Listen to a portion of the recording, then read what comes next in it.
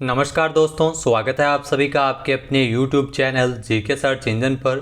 तो दोस्तों 15 अगस्त आ रहा है, तो आइए ऐसे में जानते हैं जो राष्ट्रीय ध्वज होता है अपना, उसमें कितने प्रकार से चेंज हुए थे, कैसे कैसे परिवर्तन हुए थे राष्ट्रीय ध्वज के बारे में। साथ ही साथ हम जानेंगे जो आज़ादी का अमृत महोत्सव चलाया जा रहा है उसके तहत घर घर तिरंगा अभियान है, जिसकी शुरुआत कब की गई। तो राष्ट्रीय ध्वज से जुड़ा इतिहास हम इस वीडियो में जानने वाले हैं। वीडियो की जो PDF फाइल है वो आप वीडियो के डिस्क्रिप्शन बॉक्स से डाउनलोड कर सकते हैं। तो आपको स्वतंत्रता दिवस की हार्दिक शुभकामनाएं भी है। तो चलिए स्टार्ट करते हैं। भारतीय राष्ट्रीय ध्वज तिरंगा पूरी दुनिया में देशभक्ति और भारतीयता की पहचान बनकर दुनिया के जिस कोने में भी लहराता है, इसे देखकर देशभक्ति की भावना मन में हिलोरे मारने लगती है। आज़ादी के अमृत महोत्सव के तहत हर भारतवासी को तिरंगे से जोड़ने के लिए घर घर तिरंगा अभियान है वो शुरू हुआ है। हर घर तिरंगा अभियान की शुरुआत है वो केंद्र सरकार द्वारा की गई है। आइए आज हम जानेंगे भारत के राष्ट्रीय ध्वज के इतिहास के बारे में। आपको बहुत कुछ इस वीडियो से जानने को मिलेगा। 13 से लेकर 15 अगस्त तक देश में हर घर तिरंगा अभियान है वो चलाया जा रहा है। 13 अगस्त से लेकर 15 अगस्त तक ये अभियान शुरू हुआ है। PM मोदी के आह्वान के बाद क्या दिल्ली, क्या बनारस, क्या जम्मू कश्मीर, हर तरफ से इस आयोजन को सफल बनाने में जगह जगह तिरंगा यात्राओं का भी आयोजन किया जा रहा है। इस साल भारत की आज़ादी की 75वीं वर्षगांठ है वो भारत मना रहा है, जिसके तहत आज़ादी के अमृत महोत्सव के अंतर्गत 13 से लेकर 15 अगस्त तक भारत में हर घर तिरंगा अभियान की शुरुआत की गई है। इस अभियान के तहत लगभग 20 करोड़ घरों में तिरंगा फहराए जाने की योजना है वो केंद्र सरकार की है। आज़ादी की 75वीं वर्षगांठ के उपलक्ष्य में हर घर तिरंगा कार्यक्रम की शुरुआत की गई है।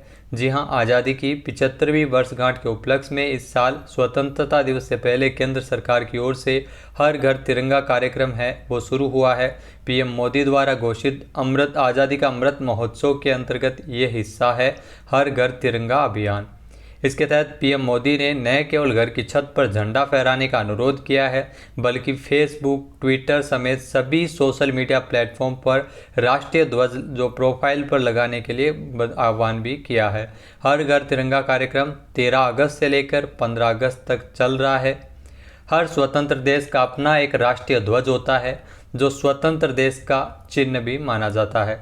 भारत के राष्ट्रीय ध्वज में किस प्रकार से परिवर्तन हुए हैं, क्या आप जानते हैं? हमारा जो तिरंगा झंडा है वो कई परिवर्तन के दौर से गुजरा है। आज़ादी की लड़ाई में भारत के कई महान क्रांतिकारियों ने अलग अलग रंग रूप वाले झंडे है वो उससे क्रांति की थी। इसके रंग रूप में चाहे अनेक रहे हो, लेकिन सभी जन एक थे, ये भावना रही थी। मुख्य उद्देश्य एक ही था, वो भारत की आज़ादी। ऐसे में आइए जानते हैं, उन पन्नों को पलट कर जानते हैं कि भारतीय राष्ट्रीय ध्वज के परिवर्तन की क्या कहानी रही होगी।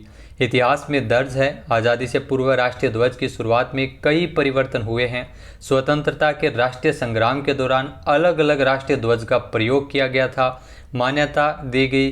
भारतीय राष्ट्रीय ध्वज का विकास आज के इस रूप में पहुंचने के लिए अनेक दौर से गुजरा था। भारत का जो पहला झंडा, जी हाँ, आइए देखते हैं भारत का पहला झंडा कुछ इस प्रकार से था, जिसमें 1906 में ये झंडा अस्तित्व में आया था। 7 अगस्त 1906 को इसे पारसी बागान चौक यानी ग्रीन पार्क कलकत्ता में फहराया गया था। इस झंडे में 3 रंग थे, हरा, पीला और लाल रंग।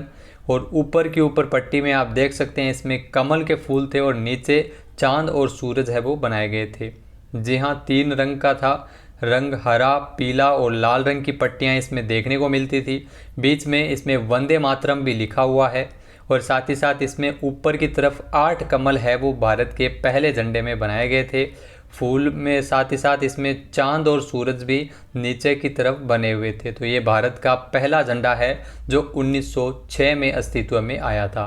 तो ये पहला झंडा है, देख सकते हैं आप, वंदे मातरम बीच में लिखा हुआ है। भारत का दूसरा झंडा, जी हाँ, भारत का पहला झंडा बहुत लंबे समय तक अस्तित्व में नहीं रहा था। अगले साल ही 1906 के बाद इसमें कुछ संशोधन हो गया। 1907 में मैडम भिखाजी कामा और उसके कुछ क्रांतिकारी साथियों ने, जिन्हें भारत से निर्वासित कर दिया था, पेरिस में भारत का ये नया झंडा इस स्वरूप में आया था, जिसमें ऊपर जो कमल के फूल की जगह सितारे बन गए थे। इसके अलावा इसमें जैसा कि आप देख सकते हैं सूरज और चांद इसमें नीचे की तरफ बना हुआ था, बीच में वंदे मातरम लिखा गया था। तो ऊपर का जो कलर था, जो पहली पट्टी थी केसरिया, बीच में पीले कलर और नीचे ग्रीन कलर, ये जैसा पहले जैसा ही था, इसमें ज़्यादा कुछ परिवर्तन उसमें नहीं हुआ था। केसरिया, पीला और हरे रंग की पट्टियाँ इसमें बनी हुई थी, बीच में वंदे मातरम लिखा था। चांद और सूरज और 8 सितारे ऊपर की तरफ बने गए थे, नीचे चांद और सूरज जैसा कि आप देख सकते हैं। उसके बाद आया भारत का तीसरा झंडा। जी हाँ, भारत में स्वतंत्रता संग्राम में तेजी के साथ भारत को अपना नया झंडा भी मिलता रहा था। 1907 के बाद 10 साल बाद 1917 में डॉक्टर एनी बेसेंट और लोकमान्य तिलक ने एक नया झंडा फहराया भारत के लिए। इस झंडे में 5 लाल रंग की और 4 हरे रंग की इसमें पट्टियाँ दी गई थी। साथ ही साथ सप्तऋषि के जो सितारे भी बने हुए थे, चांद और सूरज इसमें बना हुआ था। जैसा कि आप देख सकते हैं, भारत का तीसरा झंडा है वो उस समय अस्तित्व में आया था। इसी के साथ ही इसमें सप्तऋषि दर्शाते हैं, 7 तारे, चंद्र, अर्धचंद्र और सितारे भी इसमें बनाए गए थे। और बाईं ओर जैसा कि आप देख सकते हैं, कोने में यूनियन जैक भी इस झंडे में लगाया गया था। तो ये भारत का तीसरा झंडा था जो 1917 में अस्तित्व में आया था। उसके बाद भारत का चौथा झंडा, जैसा कि आप देख सकते हैं, भारत का चौथा झंडा है। 1921 में भारत को अपना नया चौथा झंडा मिला था। इसमें कांग्रेस के सत्र बेजवाड़ा, जो वर्तमान में विजयवाड़ा है, आंध्र प्रदेश के एक युवक पिंगली वेंकैया ने झंडा बनाया था, जिसमें 2 रंगों का प्रयोग किया गया था, लाल और हरा रंग। जैसा कि आप देख सकते हैं, लाल रंग और हरा रंग का प्रयोग किया गया था, अर्थात जो हिंदू और मुस्लिम जो प्रतिनिधि करते हैं, 2 समुदायों का प्रतिनिधित्व करते हैं। गांधी जी ने सुझाव दिया कि भारत के शेष समुदाय को प्रतिनिधित्व करने के लिए एक सफ़ेद पट्टी भी होनी चाहिए। जैसा कि आप तस्वीर में देख सकते हैं, बीच में चरखे का चिन्ह इसमें बनाया गया था। तो ये भारत का नया झंडा था जो उस समय अस्तित्व में आया था। भारत के शेष समुदाय को प्रतिनिधित्व करने के लिए इसमें सफ़ेद पट्टी और राष्ट्र की प्रगति का संकेत देने के लिए एक चलता हुआ चरखा भी इसमें बनाया गया था। संशोधन करके 1921 में ये भारत को अपना चौथा झंडा है वो उस समय मिला था। उसके बाद भारत का जो 5वां झंडा है, जैसा कि आप देख सकते हैं, वर्तमान झंडे के स्वरूप में ही ये अस्तित्व में आया था। केसरिया पहली पट्टी, बीच में सफ़ेद पट्टी और नीचे हरी पट्टी, यानी 1931 के ध्वज का इतिहास यादगार वर्ष रहा। तिरंगे ध्वज को राष्ट्रीय ध्वज के रूप में अपनाने के लिए एक प्रस्ताव भी पारित उस समय किया गया था। तो ये भारत का 5वां झंडा था जो उस समय 1931 में अस्तित्व में आया था। यह ध्वज जो वर्तमान स्वरूप के पूर्वज ही है, जिसमें केसरिया सफ़ेद और मध्य में चलते हुए चरखे का प्रतीक है वो इसमें दिखाया गया था। साथ ही साथ इसमें कोई सांप्रदायिक महत्व नहीं था। इसकी व्याख्या भी इस प्रकार से जानी जाती थी। भारत का झंडा 1931 में एक बार फिर से बदला और इसमें इन झंडे को इंडियन नेशनल कांग्रेस ने आधिकारिक तौर पर इसे अपनाया था। इस झंडे में केसरिया सफ़ेद और हरे रंग की पट्टियाँ थी, हालांकि चरखा भी इस बार के अंदर में था। तो 1931 में भारत को ये 5वां झंडा है वो अपना मिला था। भारत का जो वर्तमान झंडा यानी छठा झंडा जो वर्तमान स्वरूप में है भारतीय ध्वज, 1931 में जो झंडा है वो आज के स्वरूप से काफ़ी मिलता जुलता था। पहले चरखा था, अब इसमें चक्र आ गया है, हालांकि 1947 में इसमें थोड़ा संशोधन हुआ था। साथ ही चरखे के स्थान पर अशोक चक्र को इसमें रिप्लेसमेंट किया गया था। तो 22 जुलाई 1947 को संविधान सभा ने इसे मुक्त भारतीय राष्ट्रीय ध्वज के रूप में अपनाया था। तो ध्यान रखना, 22 जुलाई 1947 को राष्ट्रीय ध्वज को अपनाया गया था। स्वतंत्रता मिलने के बाद इसके रंग का महत्व भी बनाया गया था। केवल ध्वज के चलते इसमें चरखे के स्थान पर सम्राट अशोक के धर्म चक्र को इसमें दिखाया गया था।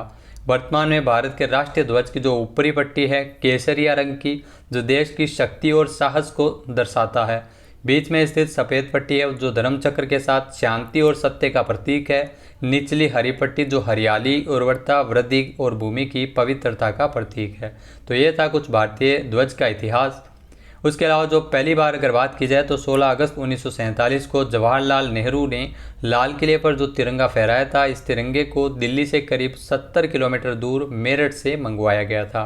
1947 में मेरठ के खादी विभाग को ये सूचना दी गई कि पहले स्वतंत्रता दिवस पर फहराया जाने वाला तिरंगा मेरठ से तैयार किया जाएगा। जैसा कि आप देख सकते हैं, ये स्वतंत्रता दिवस के अवसर पर जवाहरलाल नेहरू द्वारा ये ध्वज फहराया गया था, जिसके लिए स्वतंत्रता सेनानी पिंगली वेंकैया के द्वारा ये डिज़ाइन किया गया था। तिरंगा दिल्ली से मेरठ भेजा गया था। मेरठ को ही क्यों चुना गया, इसके पीछे भी लॉजिक है। मेरठ में तिरंगा तैयार करवाने के लिए खास वजह थी, वो ये थी कि भारत के पहला स्वतंत्रता संग्राम 1857 में हुआ था। इसकी शुरुआत ब्रिटिश आर्मी के भारतीय सिपाहियों ने मेरठ से ही की थी। तो दोस्तों ये थे तिरंगे झंडे के बारे में कुछ महत्वपूर्ण जानकारी। वीडियो आपको कैसा लगा हमें कमेंट बॉक्स में ज़रूर बताइएगा। चैनल पे नए हैं, सब्सक्राइब नहीं किया है तो अभी सब्सक्राइब बटन पर क्लिक करें। इसी के साथ ही आपको स्वतंत्रता दिवस की हार्दिक शुभकामनाएं।